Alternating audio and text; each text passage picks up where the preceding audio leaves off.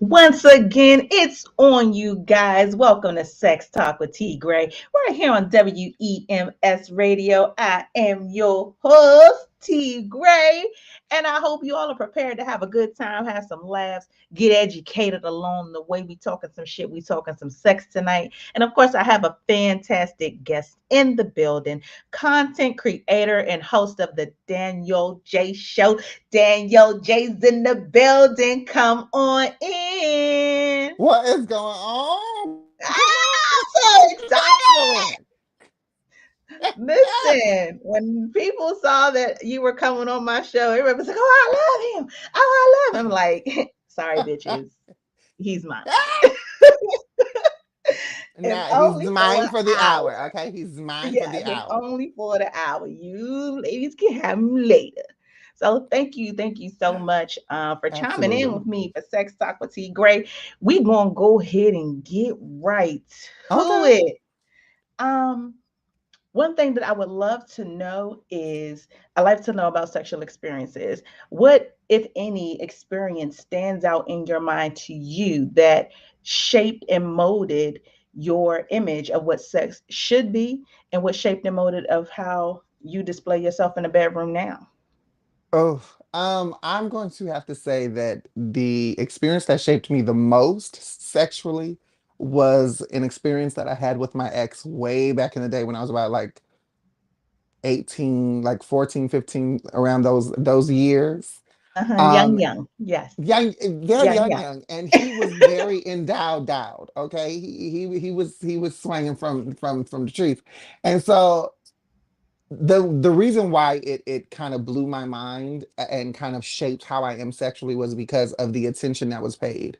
Mm-hmm. A lot of times when we're having sex and we're getting it in, especially if you are the recipient of dick, you know what I'm saying? It's Mm-hmm. Mm-hmm. like Mm-hmm. those giving it feel like they could just, rush on in and do what they need to do and do the pump and hump and then that's it. And my ex, his name is Michael, he's deceased now, but he was so attentive to my body. And Mm-hmm. he made me aware of things about my own body that I didn't even know Mm-hmm. about my body.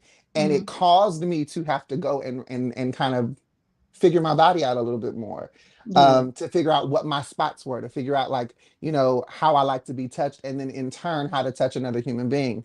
So Mm-hmm. he taught me sensuality Yes. in the bedroom. And that is such an important piece, you guys.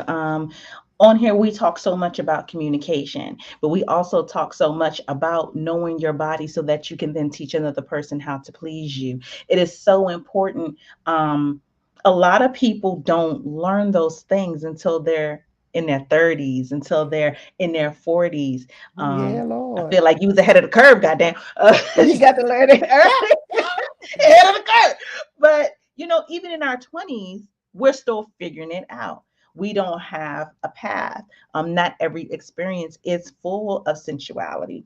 So, you guys, as you're out there and you are having experiences and you have these things that kind of shape and mold you, be mindful, one, of who's doing the shaping and the molding. Be mindful of what you allow in your spirit and your system. Be mindful of what you are open to. Because even your kind of freak might not even be tapped into until later. Uh, Period. Definitely, yeah, you never really know. And so 14 and 15, that's kind of young. I mean, I want to know how old this Michael was because Michael was ahead of the game like shit. He was a little older than I. He was a little older than I. Well, I'm gonna share. I was a little fast youngin'. Let me use a little Um, fast guy stuff. I was when I was 15, I think he was turning 18 going on 19. Okay. So I will share you all this real quick story about an experience that I had when I was 15 with a dude who was well endowed. He went in there, okay, and I'm just gonna go ahead and say, just try to keep it clean. He went to the same place the dude went on Daniel, and I went blind, bitch, for 15 minutes. Okay. Ah, I ah! don't know. I don't know what he tapped on, but I can assure you all that I could not see. My vision was blurry for 15 minutes. I tried to stand up and fell in the floor Literally my first experience with anal. I'm gonna go ahead and put this out here, just public service announcement. If you're gonna do that shit for the first time, men or women, just don't let it be one of these. Don't let it be one of them. Don't. Go Well, ahead see, and the thing start you about with anal, somebody who's so normal size. this is the thing about anal play though that people need to understand. You can't do anal play for the first time with your partner. If you yourself have not prepped your ass to receive whatever it's going to receive, like Right, you need to do your own prep work, do your own little practice, do your own little run before you give the power and the reins to somebody else. Because again, most men, most penetrative partners, all they're going to see is a hole. And when they see a right, hole, the only thing in their mind is, I need to go in it. I need to beat it up. I need to hit it hard. I need to, right, show him who. right. And it's like, okay, well, wait a minute. Like, I'm a whole human being and I need Yes, this it hole when is. you leave. Yes, because it's still in use. What are you talking about? So that is a very good point, you guys. Sexual prep. Sexual prep is important. One for anal play, but just in general for overall sexual play. Um, I do. I'm giving y'all too much today, but we're gonna go ahead and start the year off right. I do a butt plug if I know that that's what my partner wants and it's coming. I might do it like a couple of days because that's just what T Gray need. Okay, I need a couple of days, and then it Like makes your it a schedule little will bit. fit. Okay. Yeah, it makes it so much easier for penetration, even if you're using lubes and stuff like that. But when it comes to either other types of sex, you guys, when it comes to prepping your body, a lot of people overlook their hygiene. I'm gonna need you all to stop that. Okay, a lot of people don't be mindful of making sure that their bodies are clean, making sure that things are tight and positioned as they should be. If you know that you're into things where your partner has a fetish or what have you, there are different mechanisms you can use to prepare you for certain fetishes. I'm not going to run down a list because it's too many to name, but definitely look into things you can do to prep your body for sexual experiences. Some things are a little bit harsher, some things are a little bit rougher. You do want to be prepared. It's not just a mental thing, but also a physical thing, you guys. So definitely, y'all work on that since I decided to educate y'all for 2022. Y'all work on that. Y'all work on It's your that piece. homework. That's what you Yeah, gotta that's work your on. homework. Whatever your kink is, whatever your fetish, what have you, learn not only how to explore it properly and safely, but also learn how to prepare yourself to begin to have that experience. Um, I'm low key a BDSM girl, a little Yes. bit, just a little Come on, bit. T-Bag. Okay, just a little bit. So Just I a little might bit. just a little bit. So I might ahead of time maybe do a nipple clamp or something.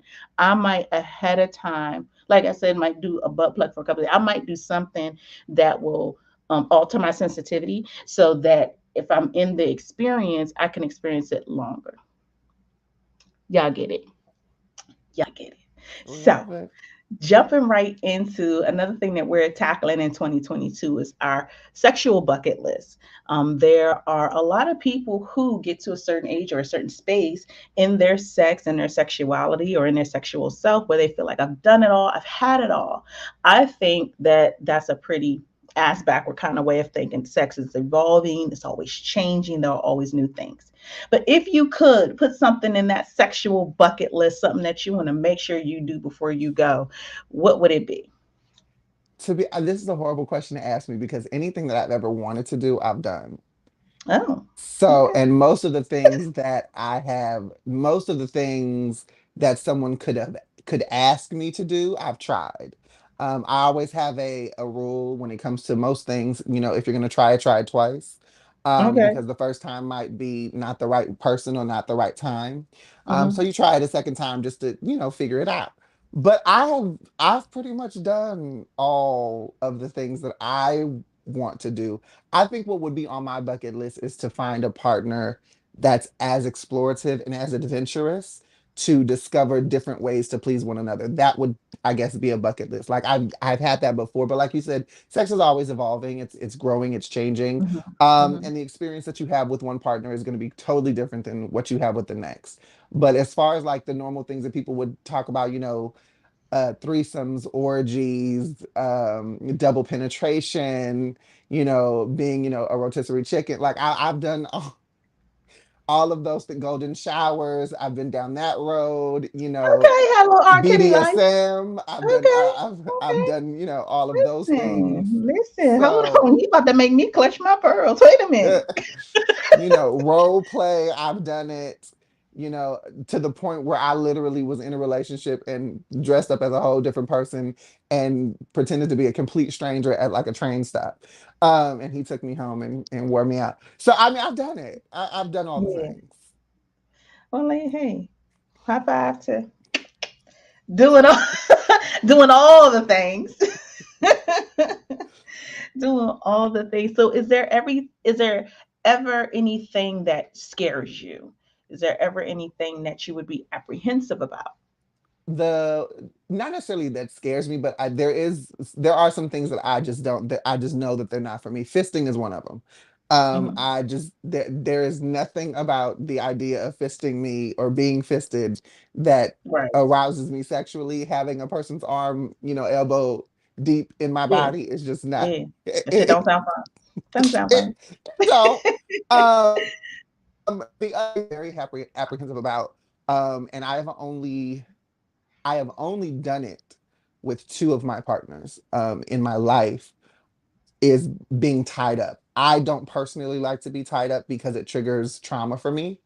Mhm. And you know, depending the two people that were able to do it where I was able to enjoy the experience.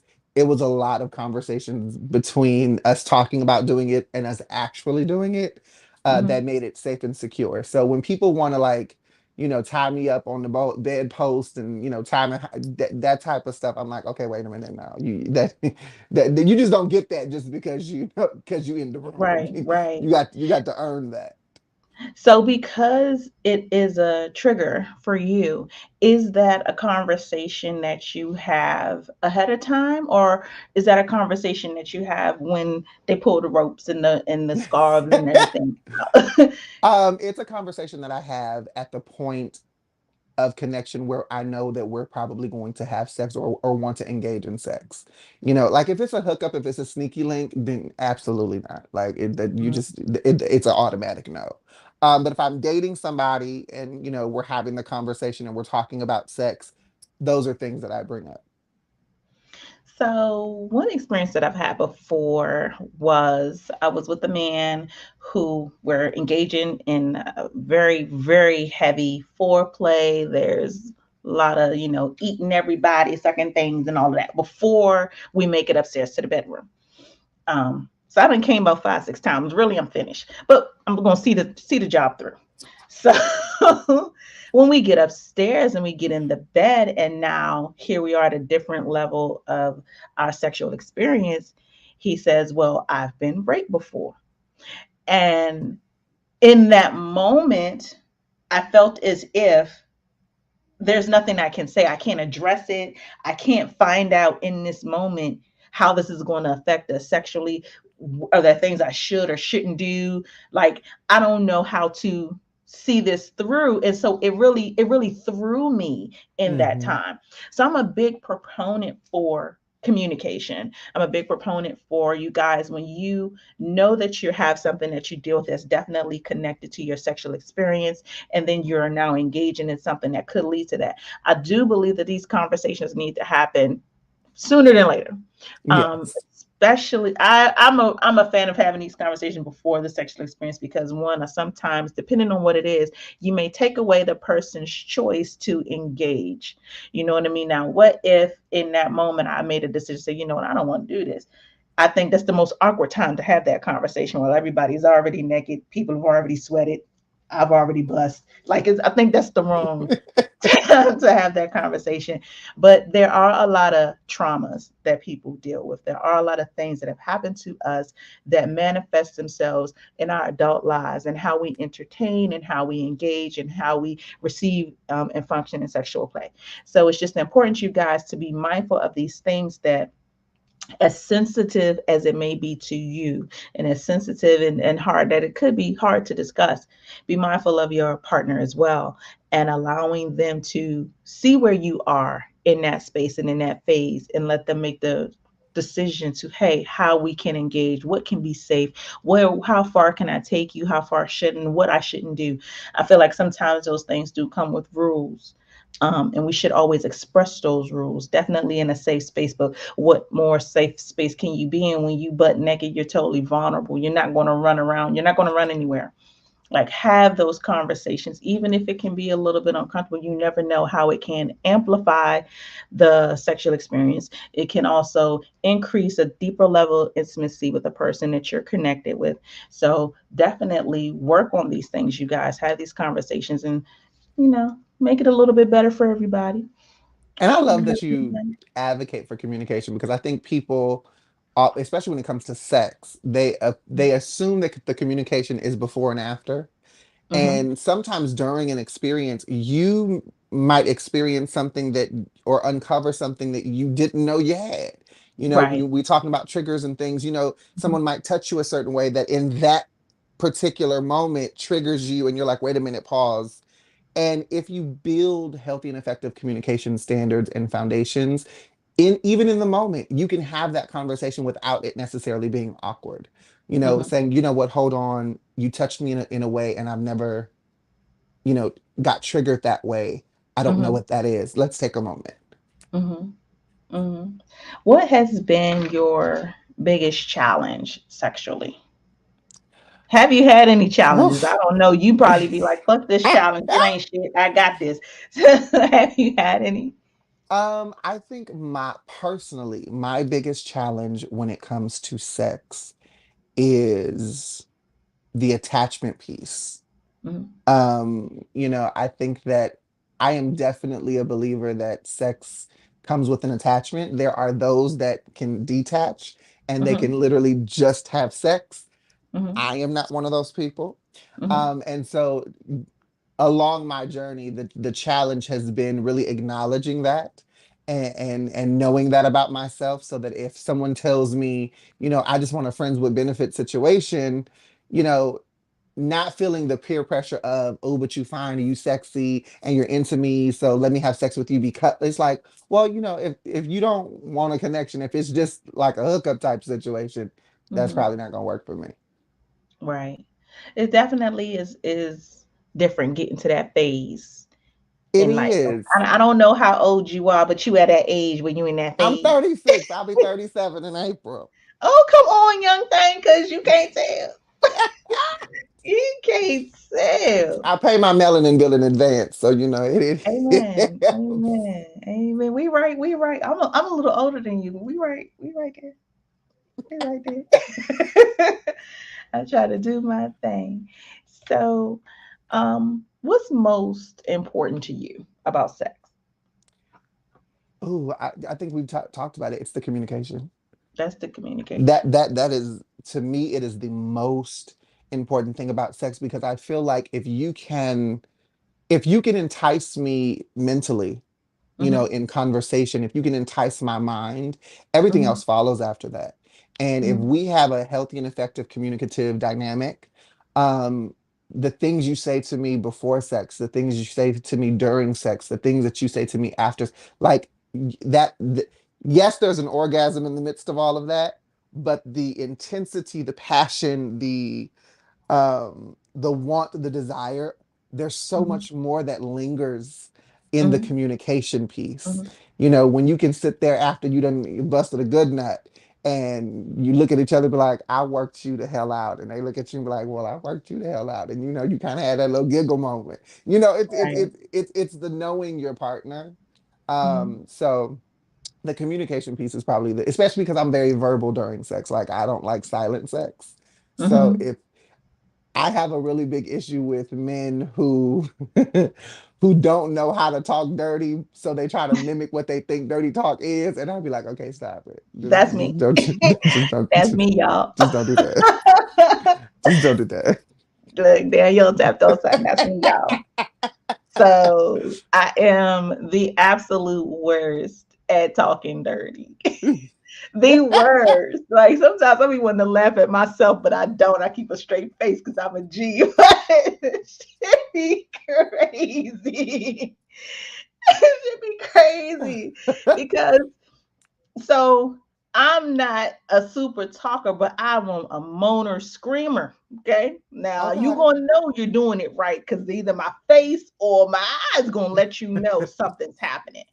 But when you want me to be like, oh yeah, I'm your slut tonight. Oh, come at me, daddy. Oh, I'm the worst. Ooh, I Don't let it love be no all of language those barrier things. because if I say dick and you say cock, it's not gonna work. Like it's We don't say the C word in my bedroom. I like can't. I can't. I hate that It word. it is an Ooh. immediate Like mood what killer. kind of white porn did you grow up watching? I'm It not. is an immediate mood killer for me. I'm what the what? Because it doesn't hold power. Like you know what I'm saying? Like you need power P words, power D words, like dick, like that holds power, dick, Yes. dynamite, destruction. Like it's Listen. there's an oomph in it, you know? With What cock, I'm when gonna it's need from you is just a tutorial, please. Okay, little dirty talk 101. I'm gonna get my notepad, start taking notes. this is what look, in all honesty, this is what I tell people who are not big talkers during sex, who have partners that want them to be. Mhm. Call and response works best to get you started. For Yes. instance, if your partner says, call me daddy, and you call him daddy, that's a call and response. And it Mhm. lets your partner know I'm listening. One of the things I hate in porn is when you hear the top or the person giving it talking about say this. And the person is just so they don't say, and I'm like, you got an instruction, sir. You got an Right. instruction, a request. You better deliver upon that request. So call and response is a really easy way to kind of get into it. Because I think most people who aren't verbal during sex probably are dealing with, either an insecurity or they're just dealing with like a shyness that hasn't been really tapped into. Now I can tell y'all I'm not shy. I'm gonna tell y'all that. But I just know, like, I know what I'm good at and I know what I'm not good at. And so I don't know, maybe it's just the sage in me. Like I don't necessarily want you to tell me what to say. Like let me say it on my own. Let me come up with my own little shit to say. It's not gonna be great, Ah! It's but never it'll get not the gonna be great. job done. But it'll get the job done. But you brought up a very good point. Listening to your partner during sex, even you guys, if it is a verbal, nonverbal cues, your partner is telling you things during the sexual experience. A lot of us get a partner and we are not having fun. We're not having good experiences because we're not listening. Whether it could be something as if the verbal communication, I want you to talk dirty, I want you to do this, or my body is now giving you nonverbal cues that what you're doing is not pleasing to me, and we're not listening with our bodies and responding in a certain kind of way. So take that with you, you guys, this year. I want you all to focus on listening to your partner in the bedroom. Sometimes that requires you to listen outside the bedroom too. Okay, let's just call a spade a spade. Sometimes it That's requires true. both. But as your partner's body is Very true. communicating, you can kind of see what they're feeling, what they're not. Um, Last week, you guys, we got into this real heavy conversation about licking balls. Very sensitive area. Okay, if it's not great, if it's not good, men aren't going to say it. I don't know why they don't, but they don't say. But definitely pay attention to the verbal and nonverbal cues that your partner is giving before, during, and after your experiences. Listening is a big proponent to communication. Listening is a big proponent to being able to be a better lover, because if I listen, then I can then invoke what I've heard. I can then at least try and improve who I am as a lover. Um, Take that with you. I put a little pin in it. You know Period. what I'm saying? Put it on your vision board. Okay. Seriously, put it on your vision board. So, earlier in our conversation, you mentioned that you were having sex kind of at a pretty young age, 14, 15. I guess for some of us, that's kind of normal, but it is also pretty young. And you seem to have been very sexually secure, even at that young age. what would be your advice for somebody who is not as sexually secure but trying to get there, especially given your lifestyle? I always say learn yourself first. You know what I'm saying? The best thing that you can do is learn yourself sexually, touch yourself, rub yourself, masturbate, find the spots on your body that entice you. And then f- find people that you can have those conversations with. I think one of the things that really helped me kind of be confident in talking about sex or having sex or exploring sexual activity was the fact that I had friends that I could talk to about it. Have you ever done this? Have you ever done that? Well, I've never done that. Like, what can I expect? And get out of the mindset of this is just me, because it's one of those things where when you are not as secure in your sexual activity or your sexual journey, 9 times out of 10, you're sitting there going like, Nobody would understand this. Like, I don't want to be Mhm. seen as the freak or the weirdo and it's like, girl, child, it's so many people out here doing so many things. But Mhm. if you are comfortable with your body, if you are comfortable with what you know about your body, you are pleased, where are the pleasure spots on you, and Mhm. being able to have that conversation with others, it'll help you. It will definitely help you gain the confidence. So Be a little another more thing that bold. I kind of another thing that I kind of wanted to dive into just a little bit was your ability to explore everything and your willingness to try everything. That's not something that I guess people would consider status quo or normal. So a lot of people are view a lot of sexual things as taboo. They're not open to it, or I'm closeted. I don't want anybody to know about this. What is it that makes you so open and so willing to just try anything? The education behind it. I think a lot of the things, most things that I tried before I tried them scared me because I didn't have the education behind it. I Hmm. thought it was going to lead to STDs, or I thought it was going to lead to, all kinds of crazy crap.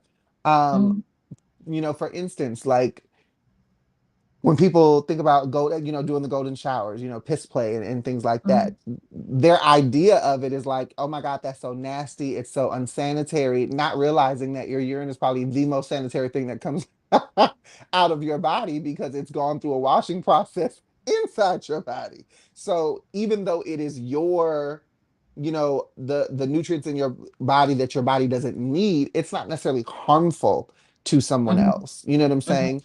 Hmm. But it was just kind of understanding what the act actually is, like what's all involved. How can I do this safely? Are there some things that I need to watch out for? Those types of things kind of made me go, okay, now that I understand it a little bit better, I'm not Hmm. as apprehensive to trying it. Well, that's good. That's awesome. You guys take that with y'all. Okay. Educate, masturbate. We used a lot of 8 words today. We're going to tackle a couple more. But definitely do your research. Like I said, I'm low key a BDSM girl, and so I did not get into that until I was in my 30s. Um, And see, I didn't love a even good know that it was something flogging. I like that. Didn't even know. Child. I love a good So flogging. So, as every I time the festivals come through, I'll be at the festival for a free flogging, whip me, spank me, smack me, tie me up on the cross. I love it. ain't nothing wrong with that. And so as I began to kind of explore that, and I still haven't pushed the envelope as much as I feel like I should or I can. But me was watching other videos, reading certain books, looking things up to see, how far I could even push myself and what types of positions I wanted to do and things I wanted to try. You do have to educate, you guys, and it definitely not, I'm not going to say it gives you peace or solace or anything to that extent, but it does definitely make you more comfortable and more open. Um, so if you have things that are still taboo to you, if you have things that you've tossed into that sexual bucket list and you want to get done, but you're afraid, then this is what you can do. Educate yourselves about those things and begin to snatch some things off that bucket list. Um, One thing I would love to know, Who are you as a lover? If you had Oh, to describe yourself to another person, and or if you just want to announce it, who are you as a lover? I am all things as a lover. I am all the things that I need to be to please my partner. I am definitely a pleaser. I love to please. It turns me on and gets me off to know that I am doing something that excites my partner, to Mhm, bring him to climax. And mhm. so all the things. If I need to dress up, if I need to, put on a wig, if I need to, switch shoes, if I need to switch positions, if I need to do a little stretching because you're gonna have me in a position that's a little uncomfortable because I'm a little fat, I got a belly, so I can't. Some of these positions is like, okay, pause. I'm not a contortionist now, but we can get close. Um, you, but I really am. I'm very much a pleaser. I enjoy pleasing my partner. I love to give. Sucking dick is probably my favorite thing to do. Uh, Amen. Amen. Now we're gonna stop and take a round of applause for that, you guys. We're gonna go ahead. Sucking dick is a beautiful thing. Yes, it is. One of my it's my favorite things to favorite do. thing to do. Um, I don't know why it's my favorite thing to do, but it is my favorite thing to do. And I It's a definitely power believe move. I feel like, it really is. And I yeah. have a philosophy. If it goes in my mouth, I swallow. If I'm not gonna swallow it, don't go in my mouth. Just period. It's just I'm not playing the games of like, oh, I'll suck it, but I'm not gonna swallow. Child, if it goes in my mouth, I'm swallowing. I don't mean no So harm, but what you just said, okay, made me feel like I wish I was a dude because I'd be all over there like, get it, get it. Dudes be straight trying to kill a bitch. I ain't gonna lie, just choke you for no reason. Like it's a gag stop order. My rest of my body Now stop. but see again, and again, I'm very, as much as I want you to be pleased, I do not give the permission to my partners to degrade what I'm doing. And what I mean by that is, if I'm giving someone head, I don't mind a little, back of the head, little put. But when you trying to get it to where a bitch can't breathe, Mm-hmm. I will bite this bitch if you don't lay up off my head. Like, it's called a job for a reason, and I'm the one with the qualifications. Let me do my job. Period. And that's it.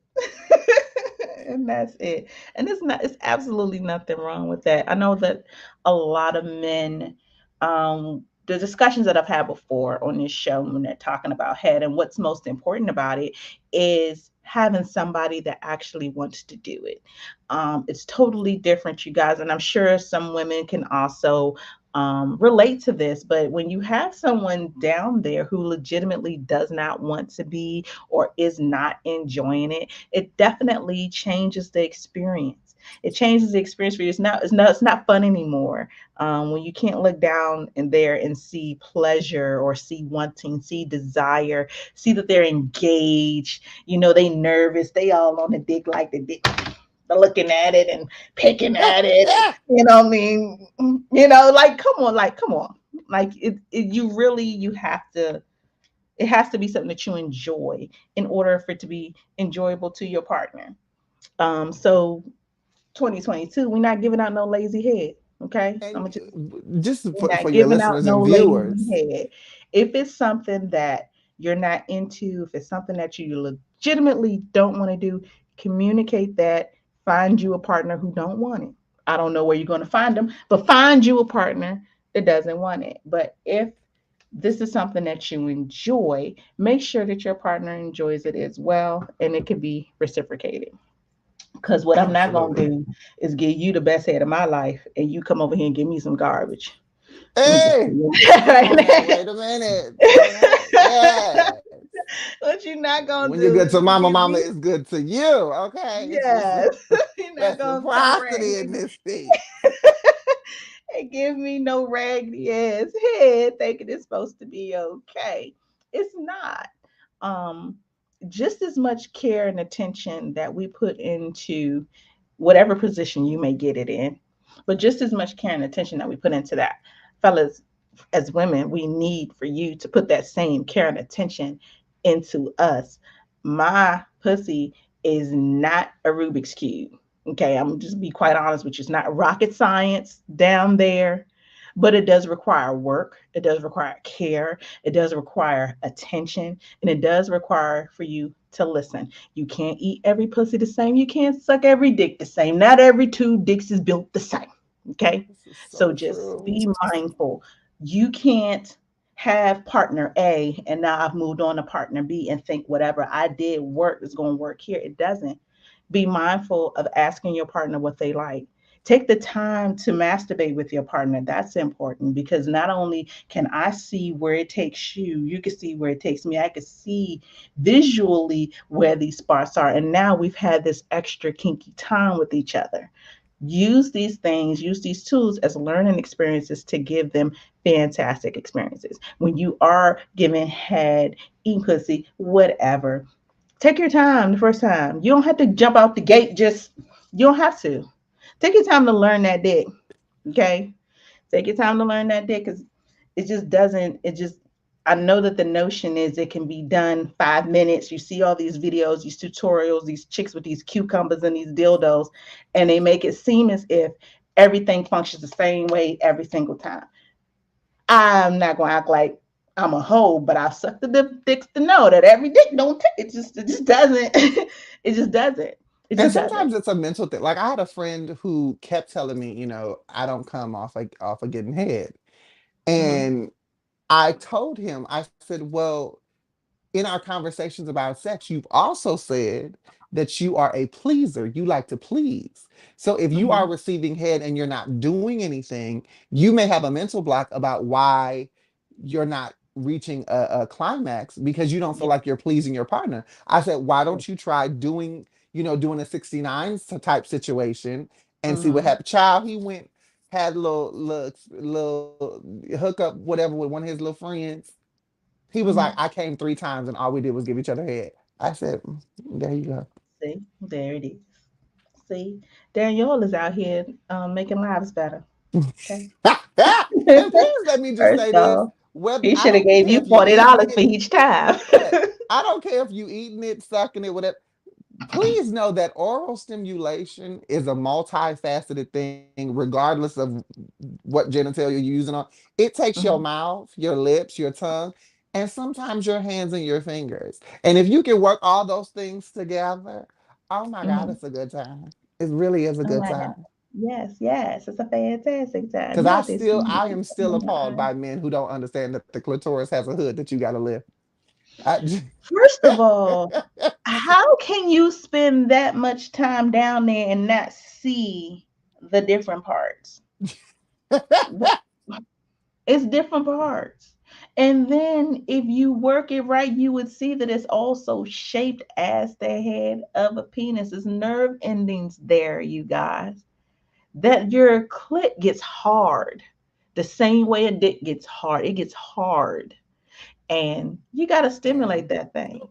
But we're gonna say that for another show. We're gonna give y'all some education. Okay. We're gonna give y'all some tutorials. I'm not gonna show y'all mine, but I'll show you somebody else's on how to get it together. So tell me a little bit about your childhood in your household. Um, was sex openly talked about in your family when you grew up? Hell no. My I love my mother. I do. She probably thinks that she was very honest about sex, but she wasn't with me. She Hmm. was very, she would have sex talks with my brother, my older brother. Hmm. Um, but again, it was more so like, are you doing it? Have you done it? Not really Hmm. talking about like the ins and outs of pleasure. It was more like the science aspect Hmm. of it. Like Hmm. this is the anatomy type thing. Hmm. But sexuality, sensuality wasn't a big open conversation in my household, which probably makes my family think that I am very strange because I am very open about talking about sex, Hmm. regardless of who it's with. Because I feel like all conversations have an appropriate way to be conveyed, regardless of your age, or your demographic. Hmm. But no, it was not a a open type conversation in my household, like down to the point where if I came out of the shower, like even not to have a towel on, like if I walked from my shower to the room naked, I would get in trouble. So I grew up in a household where it was like, okay, my body is not to be celebrated. My body is Mhm. not to be seen. My body is a private thing. Mhm. And I was glad at the time, at the moment when I broke out of that. I can honestly, there was a friend that I was living with at the time who helped me with that. Her name is Laquita. Mhm. And she was the most open person I had ever encountered as it pertained to sex. She raised Mhm. her boys very open about having the conversation, and living with her helped me come into my own in that way. At what age did you know that you were gay? I knew that I was gay in about the second or third grade Mhm. when I was watching Power Rangers and Tommy the Green Ranger came on the screen, and I was like, I want to be Kimberly, not because I wanted to be a girl, but I wanted to be Kimberly because Kimberly was dating Tommy. Mhm. And I was like, I think I might be.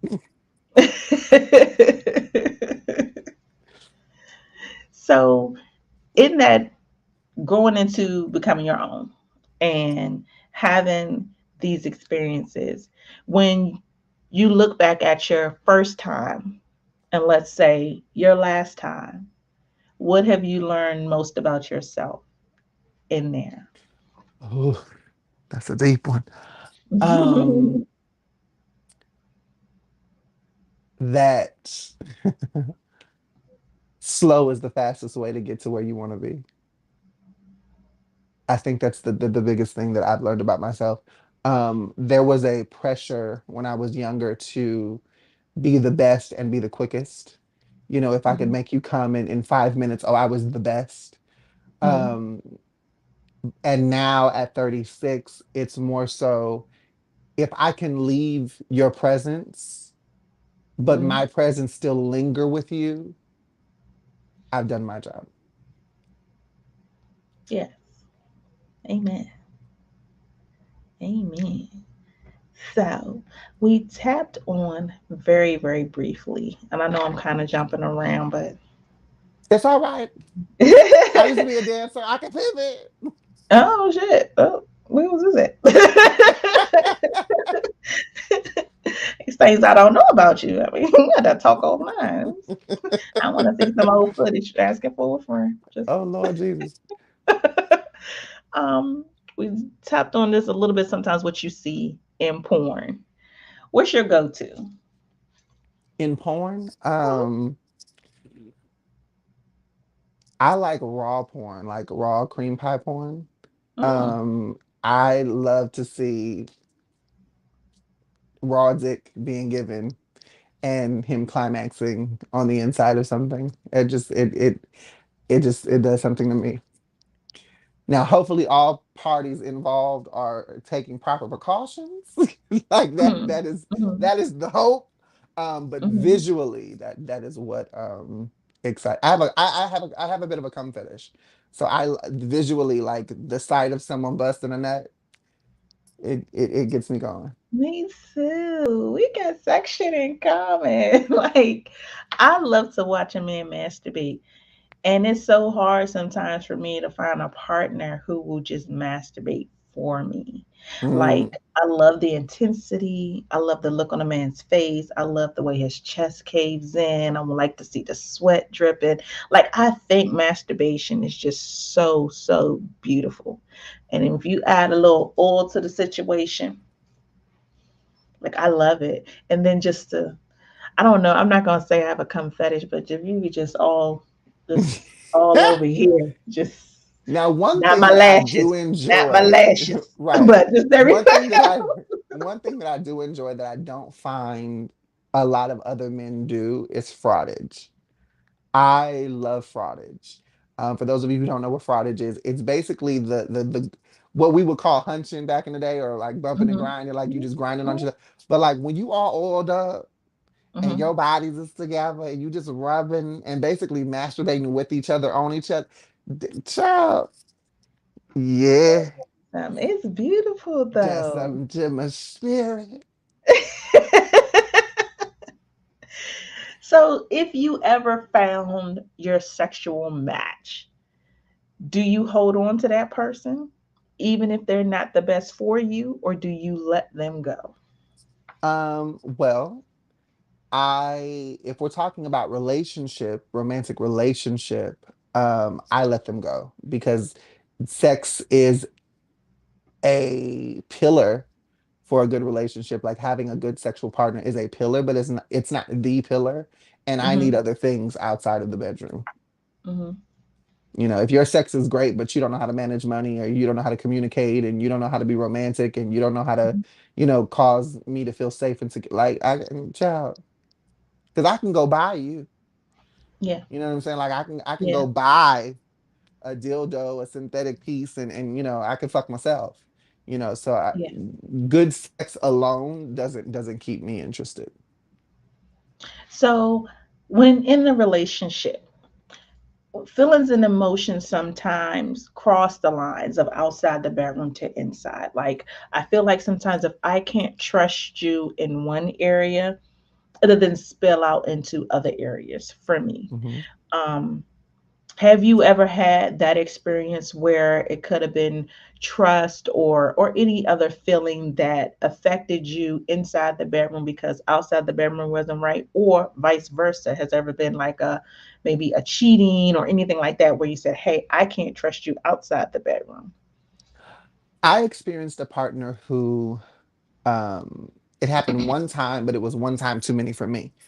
Mhm. They were really, really angry about some things.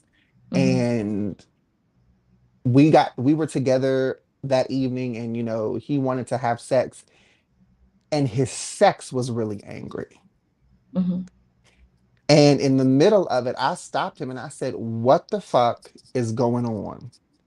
Because this is beyond you just being a little rough, being a little aggressive. Like, Mhm. you're trying to put anger in me, literally. And Mhm. I don't like it. Like, energetically, I just couldn't do it. And he was like, "I don't know what you're talking about." And I said, "Well, until you figure it out, we're not doing this." And we had to have a really serious conversation in that moment, because Mhm. he didn't realize that whatever he was angry about was transferring over into our sexual experience. Mhm. um and I could feel, as a receptive partner, I feel that. You know what I'm saying? Yeah. Like, I Yeah. feel your body. I feel when your body tenses up. I feel when your body changes, its demeanor. But I also, energetically, I feel you. And Mhm. so when the energy changes, no, no, no, no, no, no, no, no, no, we can't do that. Yeah. I try not to engage in sex with any partner, if we're not in a good space. Because I don't like, some people say, "Oh, angry sex or makeup sex, you have a fight and then you have sex, it's the best sex." I think that's the most Mhm. toxic shit I've ever Mhm. heard. Mhm. Because It is. It is. That's how toxic relationships last, though, for real. yeah, right, That's right. It's that's the it's key. it's the most toxic shit I've ever heard, because I don't want your anger. I don't want your disgust. I don't want Mhm. your apathy, or like, I don't want those emotions. Mhm. And if you're Mhm. if you're having sex with me, and those are the emotions on which that catapult the experience, I don't Yeah. want it. Yeah. Most definitely. So a lot of times, people overlook that the same way someone can say to you, don't bring work home. Don't bring your outside the bedroom energy inside, but be mindful of how you act and how you behave outside the bedroom. Because if I've lost your trust, I don't have any faith in a situation or any faith in you or what have you outside of the bedroom, that's definitely going to spill over into that space. Yeah. um Monogamy being questioned, of course, is definitely one of those things, but it could also be money. It could also be what's happening in the household. It could also be whatever this is trying to get in my eye that is driving me insane. Attacking Like, your I don't eye trust this box. right now. Okay. Whatever's over here, I can't. I'm gonna leave it. But um you guys be mindful of those things in your actions. I know a lot of times men feel like if we're engaged in an argument or what have you, that should not interfere with the bedroom. Or some men and women could feel like that. I'll say men and women could feel like that. But the reality of it is based on whatever is happening there. If it's something that has now altered the way I feel about you on the inside, I might not be as willing or as open or as receptive once I'm in the bedroom, whether I'm horny or not. It's an unfortunate thing, but just be mindful of that, that sometimes your actions then spill over and do affect the bedroom as well. Not very many people can just put their feelings and emotions up on the shelf and carry on and fuck and then just pick them back up. It doesn't normally work that way. I know some people have a hard time making that distinction, but just keep those things in mind, you guys. 2022, keep it in mind. Do you think that there's a difference between making love and just having sex? Yes, What is the difference absolutely. to you? I think just having sex is about mechanics. This is a hole, this is a phallus, it goes Mhm, in, you stroke a little bit, and then the body reacts however the body reacts. When you are making love to someone, you are taking the knowledge that you have of that person and utilizing it to please you both. mhm, You're using what you know of that person to exacerbate a pleasurable experience. Um, so if you don't know what they like and where they like it, but you know that they have a hole and that something should go in that hole, mhm. you know. Okay. Well, all right. Well, all right, you guys. I feel like we've covered a lot. How you feel? You feel like I we feel covered a lot for great. the This is people? amazing. So I want you to make sure you tell everybody really quickly where they can find you, where they can follow you, how they can catch your show. Because if you guys, first off, if you're not following them, I don't know what the fuck you've been doing. Because this energy and this vibrance and the funny and the intelligence and just the sass, like you give me everything that I feel like I need in a day. Fuck a coffee. Just get me a cup of you and I'm good to go. But if you guys haven't checked out his Yes. show and his dynamic guests and those conversations and just everything that Daniel brings to the table, y'all are missing out on something fantastic. So just make sure Thank you tell you. everybody where they can find you. You can find me on all social media at Daniel J. It's DANYOLJAYE. That's Instagram, Twitter, TikTok. And then my show, The Daniel J. Show, is on YouTube. If you type it in to the YouTube search, you will find it. It is on Pyro Media Network. And it is usually every Thursday at 9 p.m. Pacific Standard Time. But we are in a bit of a hiatus right now. We're doing some rebranding. So the time may change. But it is usually every Thursday. But the episodes that we've done thus far, they are on YouTube if you search the Daniel J Show. Okay, so it's two things I want to tackle before we leave up out of here. Okay. Okay, well let's do it. First, I want you to give me your top three nasty things to say in the bedroom because T Gray gonna go home and practice. And then I want you to sing before you leave up out of here, baby, because that voice do something to you, girl. You have such a beautiful voice. I Thank absolutely you. love it. But we're gonna go ahead and start with these top three. I'm gonna let my pen and my Okay, cupcake top pen. three. Okay, so these are Find me these something to are write things on. that I know that I say that Now my here, hold up. partners. Here's the catch. Here's the catch. You gotta say it like you in the moment. Okay. I want all emphasis. I want whoever's ever on the other side of that door to be like, what the fuck you doing in here? Oh my Jesus. Okay, let's see. That's so awkward just to go into it. Okay. Um, Slut Me Daddy. Slut Me Daddy. So Slut Me Daddy is one. Okay, Um, let me daddy.